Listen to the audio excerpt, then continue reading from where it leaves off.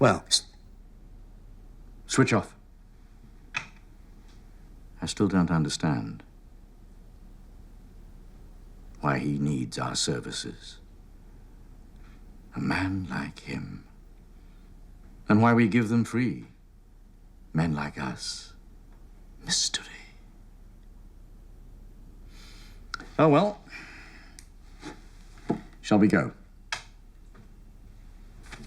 The crux. We sum up and clear out. Set to go. Rearing. We attend. Let him jump. When? Now. From where? From here will do. 3 to 3.5 metres per floor, say 25 in all. I could have sworn we were only on the 6th. He runs no risk. He has only to land on his arse the way he lived. The spine snaps and the tripes explode. Full moon. Not quite. Tomorrow. What's the date? 24th, 25th, tomorrow. 1922, 24. Our Lady of Succor.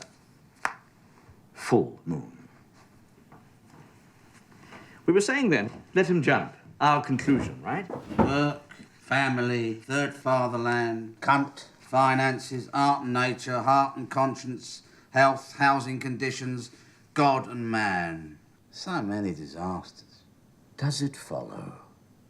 Does it follow? And his sense of humor, of proportion. Swamped. May we not be mistaken?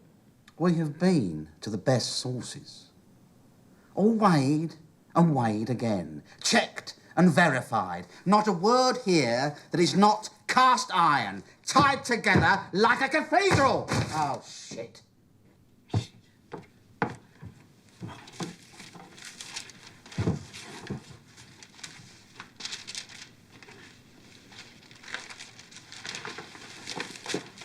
I've seen worse dumps,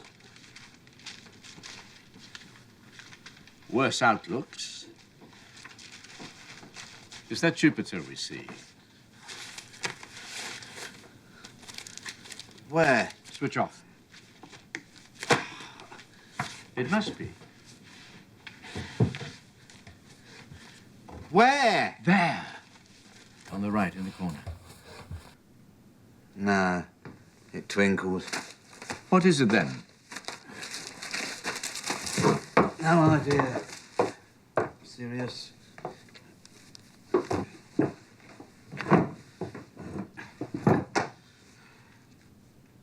Well, do we work or play? You forget this is not his home. He's only here to take care of the cat. At the end of the month, shush, back to the barge. You forget this is not his home. I forget. And does he not forget? But that's what saves us. Memory. Memory.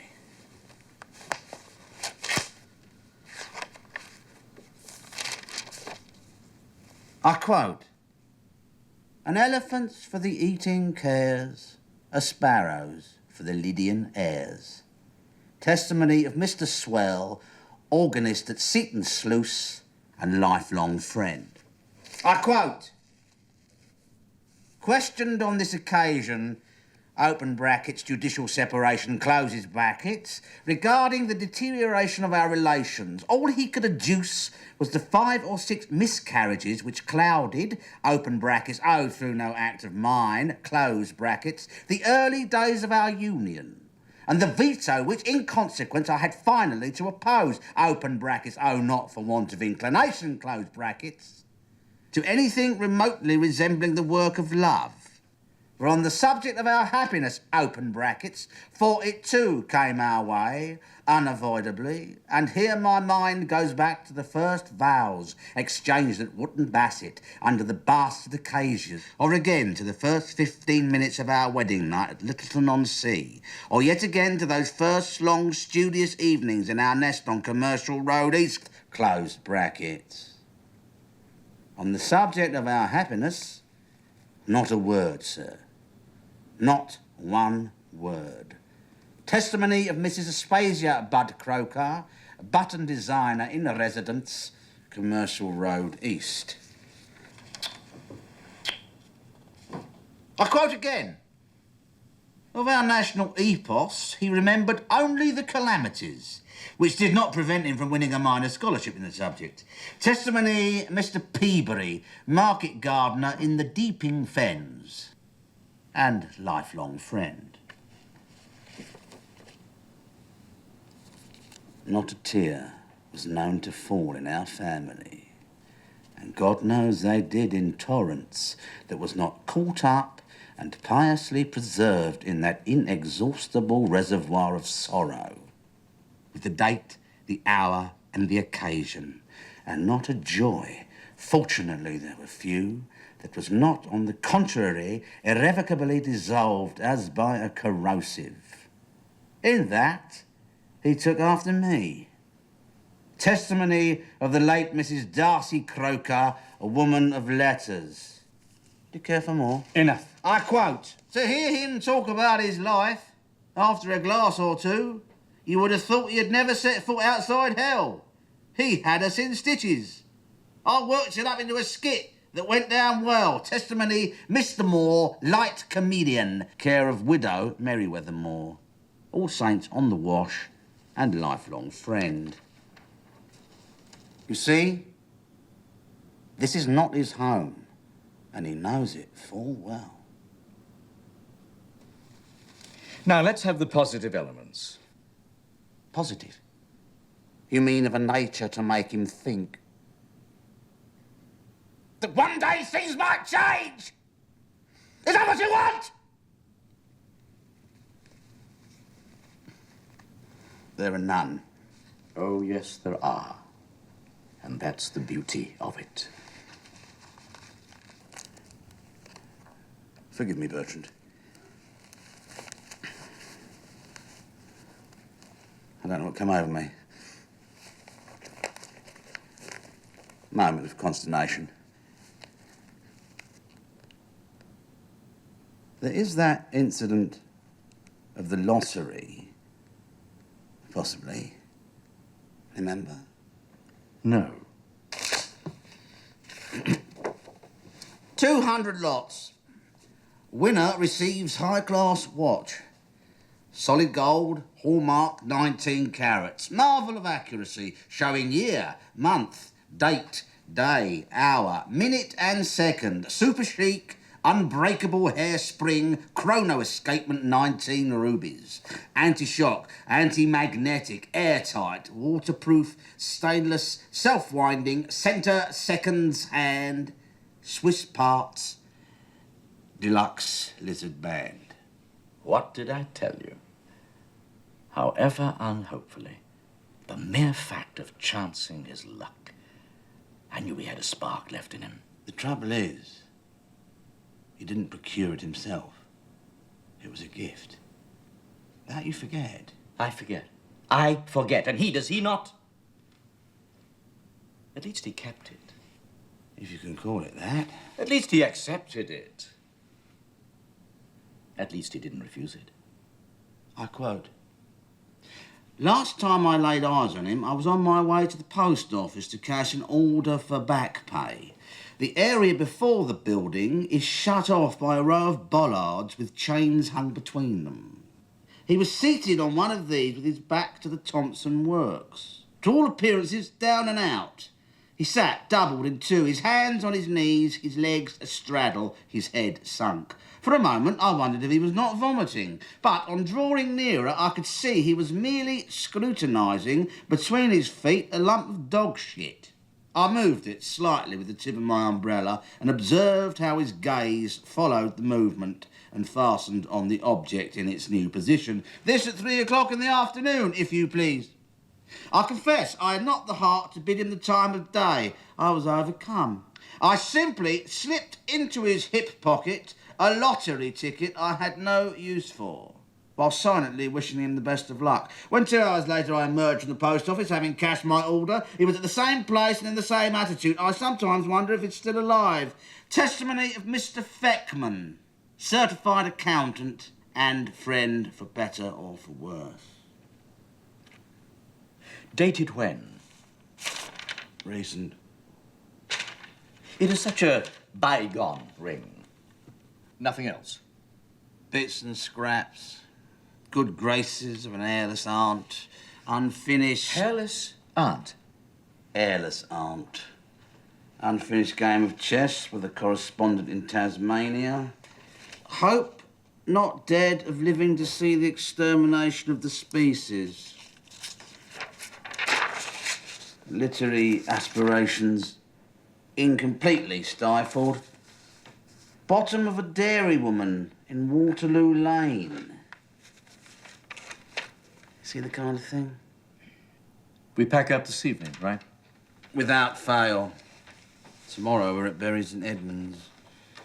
We leave him none the wiser. We leave him now never to meet again, having added nothing to what he knew already. All these testimonies were new to him. They will have finished him off. Not necessarily. Any light on that? This is vital. Something, I seem to remember something he said himself. Under confidences, then. Slim file. Confidences. Ah! Well? Sick headaches, eye trouble, irrational fear of vipers, ear trouble, nothing for us there. Fibroid tumours, pathological horror of songbirds, throat trouble, need of affection, we're coming to it. Inner void, congenital timidity, nose trouble. Ah, listen to this. Morbidly sensitive to the opinion of others. What did I tell you? I'll read the whole passage. Morbidly sensitive to the opinion of others. Oh, the bulb was blown. No, it isn't. Must be a faulty connection. The flex was twisted. Now, all is well. Morbidly sensitive... Bugger and shit! Try giving her a shake. See? I picked up that wrinkle in the band of hope. Morbidly sensitive... What? Keep your hands off the table. If it's a connection, the least jog can do it. Morbidly sensitive... Mysterious affair. Electricity.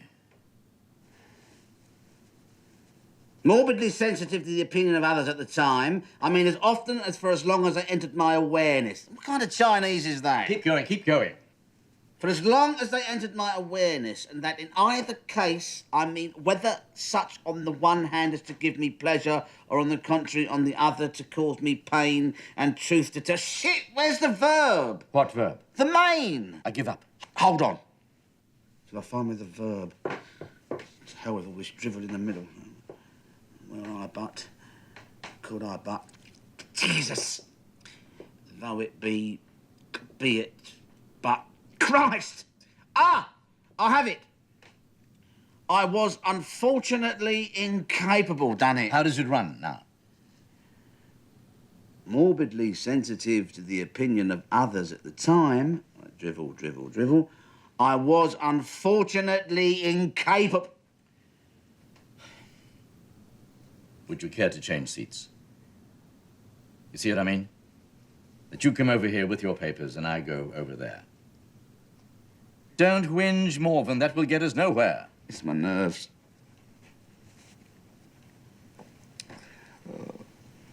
If I was only 20 years younger, I'd put an end to my sufferings. Fie, one should never say such horrid things, even to a well-wisher. May I come to you? I need animal warmth. As you like. With your files, if you don't mind.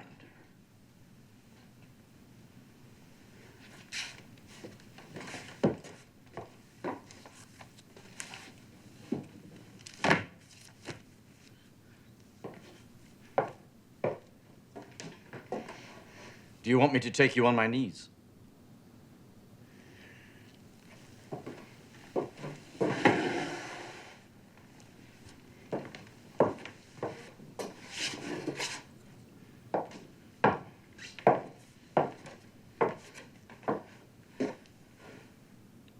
May I sit beside you? No? Then opposite?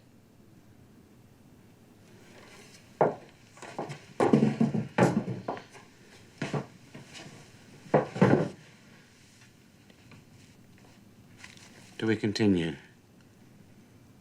Let's get it over and go to bed. I'll take the lamp. Please, God, it holds out. What will we do in the dark, the pair of us?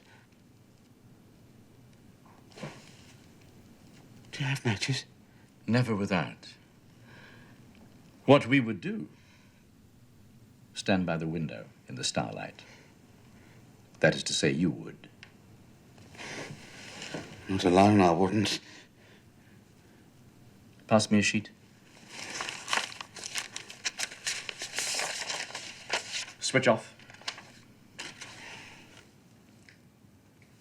Oh, Lord. Yours is on again. This gag has gone on long enough for me. Just so. Go and turn it off.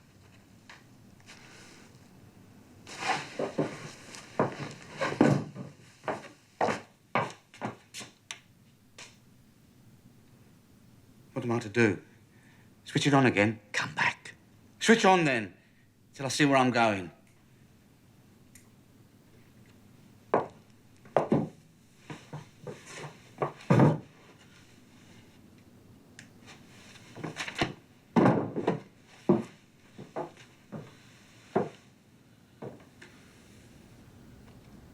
And to think all that is nuclear combustion, all that fairy.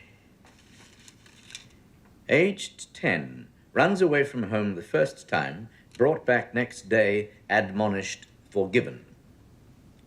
Age 15, runs away from home second time, dragged back a week later, thrashed, forgiven. Age 17, runs away from home a third time, slinks back 6 months later, with tail between his legs, locked up, forgiven. Age 17, runs away from home last time, crawls back a year later on his hands and knees, kicked out, forgiven.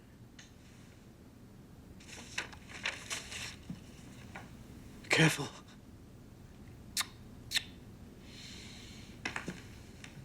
Switch on. It's heavy going, but we're nearly home. How does he look? Not at his best. Has he still got that little smile on his face? Probably. What do you mean, probably? Have you just been looking at him? He didn't have it then. Can never make out what he thought he was doing with that smile on his face. In his eyes, still goggling. Shut. Shut. It was only so as not to see me. I'm sure he's opened them again since. You need to stare them in the face day and night. Never take your eyes off them for a week on end, unbeknownst to them.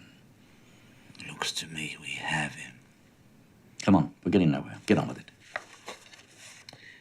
Morbidly sensitive to the opinion of others at the time, drivel, drivel, drivel, I was unfortunately incapable of retaining it for more than 10 or 15 minutes at the most. That is to say, the time required to take it in. From then on, it might as well never have been uttered. You see, where does that come in? In a letter, presumably never posted, to an anonymous admiratrix. Admiratrix? He begins. He had admiratrix. Friend and admiratrix. That's all we know. Come, Morven, calm yourself. Letters to admiratrixes. We all know what they're worth. There's no need to take everything literally. There's the record. Closed and final. Too late now to start saying that is right and that is wrong. You're a pain in the arse. Good. Let us sum up. We do nothing else. A black future, an unpardonable past, so far as he can remember, inducements to linger on, all equally preposterous, and the best advice, dead letter. Agreed. And airless aren't preposterous? He's not the interested type. One has to consider the client's temperament. To accumulate documents is not enough. Here, as far as I'm concerned, the client is here and nowhere else. All right. Is the one reference there to personal gain? That old aunt, was he ever as much as commonly civil to her? And that dairy woman, come to that, in all the years that he was going to her for his bit of cheddar, was he ever once wanting in respect?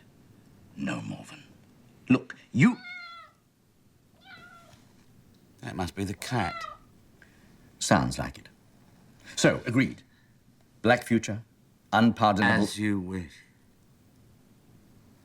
Let him jump. No further exhibit? Let him jump. Let him jump.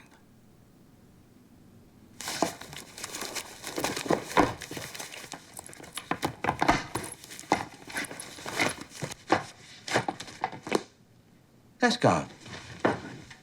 It is now 10:25. We have no train before 11:20. Let us kill the time here, talking of this and that. What do you mean 11:20? 10:50. Where it's marked with a cross.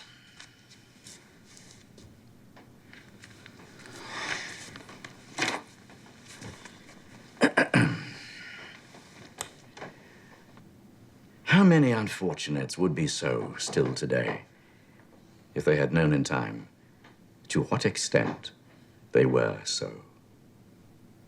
Remember Smith? Smith? Never knew anyone of that name. Yes, you did. Big, fat, red hair, always to be seen hanging around World's End. Hadn't done a hand's turn in years. Reputed to have lost his genitals in a shooting accident. His own double barrel that went off between his legs in a moment of abstraction, just as he was getting set to let fly at a quail. Stranger to me. Well, to make a long story short, he had his head in the oven when they came to tell him that his wife had gone under an ambulance. Hell, says he, I can't miss that. And now he has a steady job in Marks and Spencer's. How is Mildred? You know. Good God. Philomel. That put the heart across me. Shh. Hark, hark. It's in the room. Come on. Let's have a look. I'm scared.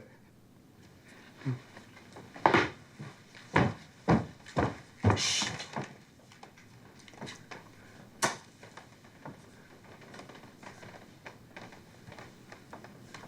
She's not here.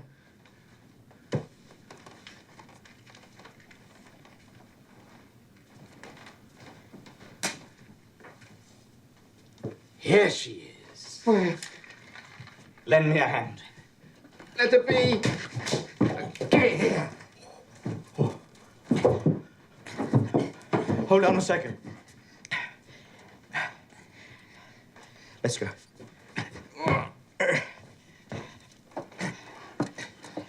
Show a light.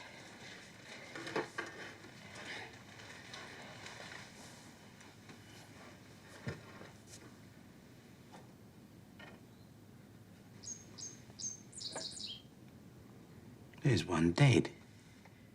Do you have a pencil?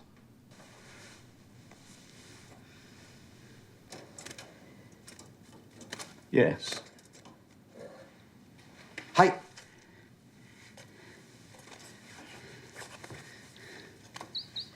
There. Is it the cock or the hen? The hen. Look how drab she is. And he goes on singing. There's lovebirds for you. Lovebirds? Ah, Morven, you'd be the death of me if I were sufficiently alive. Lovebirds! Finches, pinhead! Look at that lovely little green rump, and the blue cap, and the white bars, and the gold breast. Note, moreover, the distinctive warble. There can be no mistaking it. Ah, you pretty little pet. Oh, you bonny wee birdie. And to think all that is organic waste. All that splendor.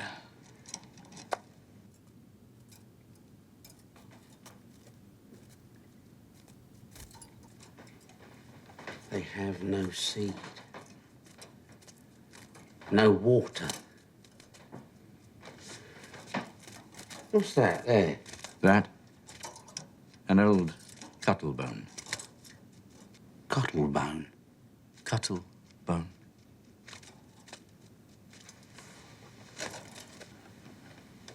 Come, Bertrand. Don't.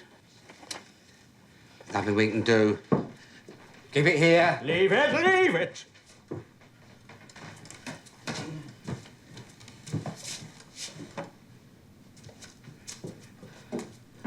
Will you have done dogging me? Do you want me to jump too?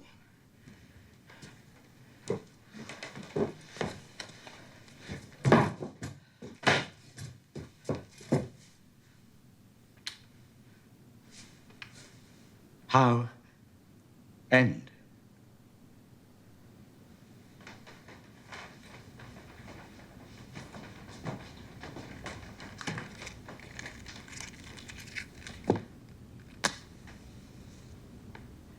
Hi, look at this. Take a look at this. Come on, quick.